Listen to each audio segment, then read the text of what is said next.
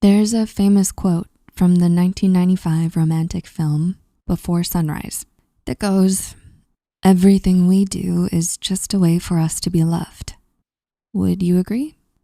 Well, a lot of people in the world certainly seem to, as nowadays everyone seems to be obsessed with finding love and being in the perfect relationship. And while there's nothing wrong with staying single, especially if it's by choice, it's no doubt frustrating to constantly be let down in the pursuit of true love and have nothing but a broken heart to show for it.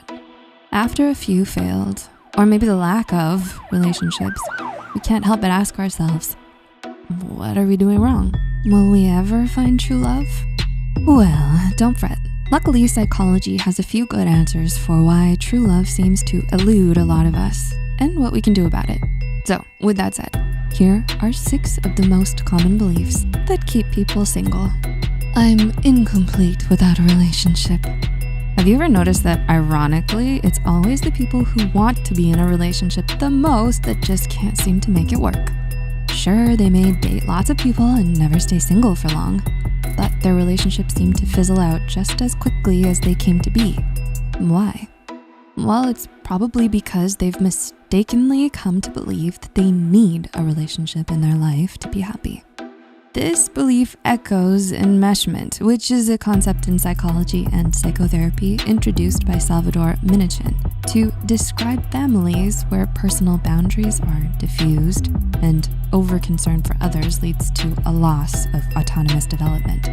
But unbeknownst to them, it's actually that kind of desperation that's holding them back from finding true love. Because a lot of the time, they'd probably just settle for whoever comes along who's interested in them without truly reflecting on what they want in a partner, what they want out of a relationship, and their worth as a person, even without one. It didn't work out for my parents, so it won't work out for me. There is an interesting, well-known study by Glenn and Kramer back in 1987 that found that children of divorce were actually the most likely to end up divorced themselves and have the least amount of commitment to their own marriages, in spite of a great self-proclaimed desire for otherwise. And many psychologists and researchers since then have speculated that it's because parental divorce can have a powerful and lasting effect on our attitudes towards relationships, even when we grow older. So if it didn't work out between your parents, you might think all of your relationships are doomed to fail too. Beliefs about abandonment. Experiencing parental abandonment in your earlier life can also negatively impact our chances at success in forming meaningful and lasting relationships. In attachment theory, we'd call having this kind of belief a characteristic of those who are anxious avoidant. People who have this kind of insecure attachment style tend to have a negative view of others, but a positive view of themselves.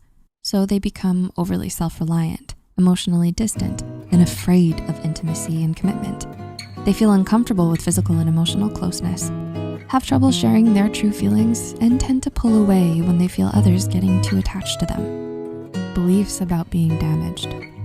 Studies such as the one by Hansen in 2010 show that people who've experienced a traumatic event, especially a toxic or abusive relationship, tend to wrestle with a lot of feelings of guilt, self-blame, and worthlessness. They've internalized that trauma to mean that they're broken or that there must be something wrong with them, making them too damaged to love. But if this is true for you, it's important that you understand that you are not what happened to you, and that the harm other people brought upon you was never your fault. And someday, when you've begun to heal from the past and resolve this trauma, you will find someone who will help you see that. I'm still waiting for the one. Lastly, but certainly not least, another belief that might be keeping you single is the idea that there's someone out there who'll be able to perfectly meet all of your unrealistically high standards and expectations. Don't get us wrong, there is nothing bad about believing in soulmates. It's just that so much of the logic behind it is inherently flawed. And if the psychology of successful relationships has taught us anything, it's that it's more about being the right person than finding the right person. To illustrate, one of the most famous relationship experts in the world, psychologist John Gottman, has found that all happy long-term relationships exhibit mutual understanding, awareness, acceptance, respect, and reciprocity of appreciation and relationship maintenance. Notice how what we do seems to matter more than the qualities we bring to a relationship. So, can you relate to any of the things we've mentioned on our list? Are you guilty of believing some of the things here that keep you single against your choice? Although we might not realize it, our thoughts have so much more power over us in our lives than we think. So it's important that we're mindful of the beliefs and attitudes that we have towards our relationships. In the words of Plato, reality is created by the mind. We can change our reality by changing our mind.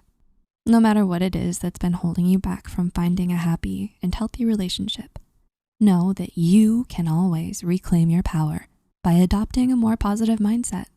Look for love all around you and become more loving towards yourself before jumping headfirst into your next relationship.